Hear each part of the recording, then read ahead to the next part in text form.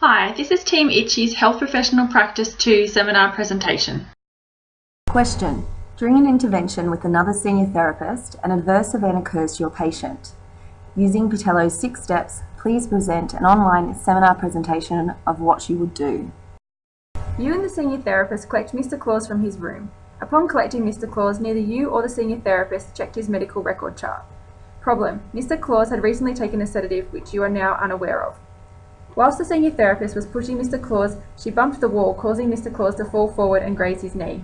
Your initial impression is that the senior therapist will not report this incident.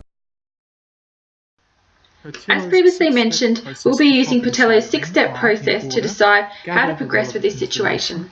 Identify the type of ethical problem, use ethics theories to analyze the problem, explore the practical alternatives and solutions to the problem, complete the action chosen, evaluate the process and outcome. The first step is to gather all the relevant information. Upon discussing the event with the patient and the senior therapist, you find that the patient expects an apology but does not particularly want to cause a fuss. The senior therapist does not appear to have an intent to report the incident but does agree that he or she will apologise. An objective examination of the patient shows no signs of permanent damage or anything to suggest a concussion. This event fulfills the criteria for a fall as the patient inadvertently and unintentionally came to the floor from an upright position. A fall during treatment would meet the criteria for an adverse event as something that causes distress or duress to the patient occurred during a treatment. The National Accrediting Boards for Physiotherapy and Occupational Therapy both have a policy of open disclosure. There must be full disclosure of the event to the patient as well as why the event occurred. Adverse events must also be reported to the organisation, i.e. the hospital in this case, and there must be an element of remorse for the adverse event, and that must be communicated to the patient. Step 2. Identify the type of ethical problem. The ethical problem in this scenario is how best to care for the patient, do the right thing according to policies of the workplace, and also show care and concern for the senior therapist who showed reluctance to report the adverse event. All health professionals are moral agents in that they have a responsibility to act in a way that protects the moral values of others' aspects of morality. The new grad feels moral distress due to the senior therapist's plea not to report in fear of the consequences for reporting her. She's also facing an ethical dilemma. She needs to choose a course of action from conflicting options.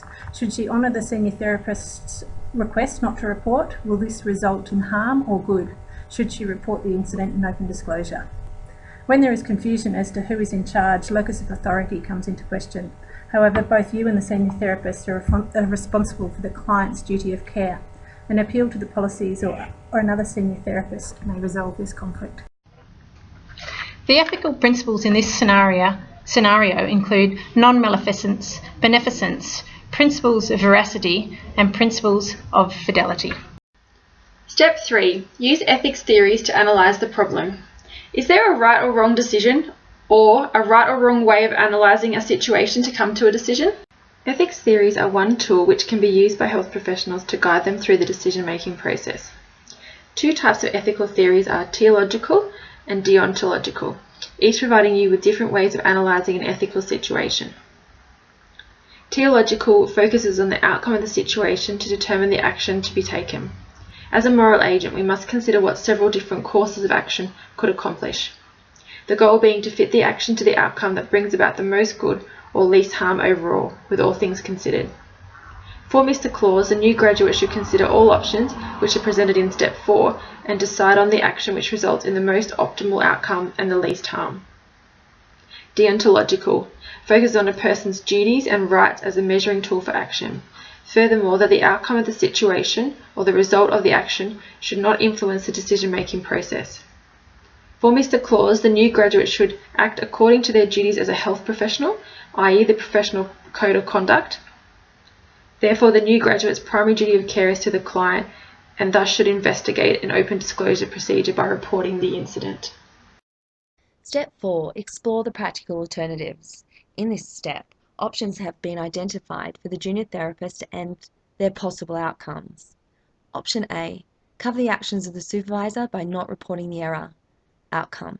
The ethical and professional integrity of both therapists will be at stake, breaking national and state legislation, breaching codes of conduct and not fulfilling their duty of care. This can lead to losing their job and/or losing their license to continue practicing. A health professional has a duty of care to act responsibly at all times, even if a supervisor directs otherwise. It is a breach of the health records and its relevant amendments not to pass on clinical information. Option B, consult with the supervisor.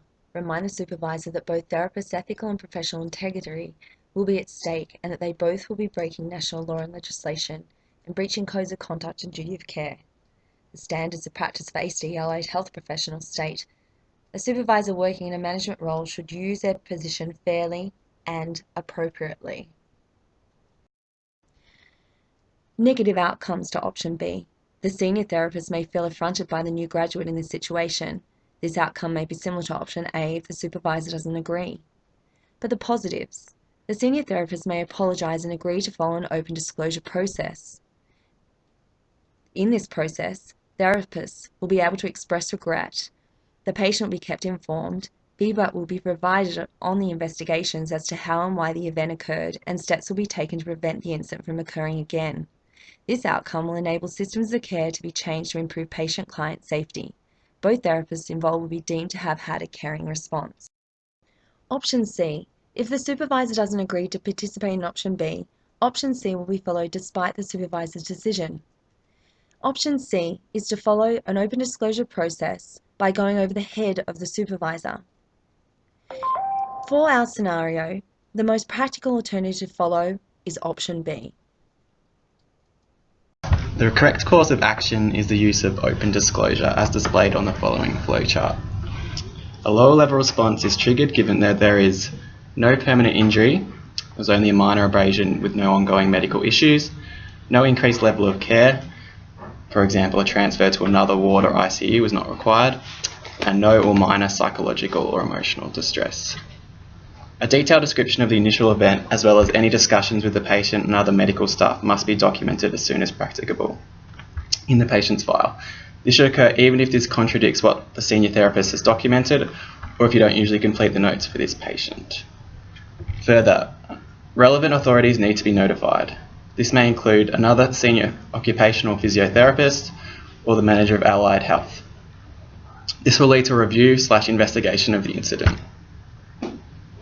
An initial discussion with the patient is also required, an acknowledgement that the incident occurred, an apology, explanation as well as an agreement on closure will need to be discussed. Ideally both you and the senior therapist apologise. The patient should be encouraged to give their version of the event as well as how the event has affected them. It would seem that an agreement on closure can be reached with the patient as he has previously stated that he wants the therapist to be more careful in future and that an apology would be nice. Pertinent information from this discussion will be communicated to the primary healthcare providers. All documentation will be filed and provided to the patient. The patient and staff should be surveyed to assist with improving the open disclosure process in the future. Actions to prevent future events should be implemented. In this case, these may include further training of staff, for example on safe speeds to operate a wheelchair and use of wheelchairs. An in-service on the importance of ethics for health professionals should be completed, and posters explaining the correct procedure for reporting adverse events should be placed around the organisation. Reflecting on this situation and its outcomes will help to determine if an ethical outcome was reached. Professionals must communicate, collaborate, and negotiate across professional boundaries to ensure delivery of care. Therefore, the transparency and professional communication has allowed the team to use best care practices by reporting the incident and investigating ways to eliminate the adverse event from occurring in the future. This outcome resulted in patient satisfaction with the care that had been provided, and the healthcare team have begun to work on some educational tools and interventions around reducing the risk of injuries in the future. The most challenging aspect of this situation was confronting the senior therapist due to the interprofessional conflict that it created. The new graduate had the potential of ruining a relationship with a senior therapist. However, the supervisor had been in agreement and it did not negatively affect the outcome. By reflecting on this process, the team can use this experience to prevent this situation from occurring in the future. Education around the responsibilities of the allied healthcare team to report incidents should be implemented into the workplace. Workers should have a team discussion with their manager to work out how to reduce the amount of work had per day or increase the amount of staff available to complete tasks. This will assist the team in avoiding situations where one is too busy to look over a patient's most recent chart. Lastly, it will be important to conduct a thorough risk assessment. I'm going to end on this quote which inspired our presentation. Effective teams are grounded in a shared purpose to support the common good in healthcare, which is not what is best for a singular practitioner, but rather what is best for the patient.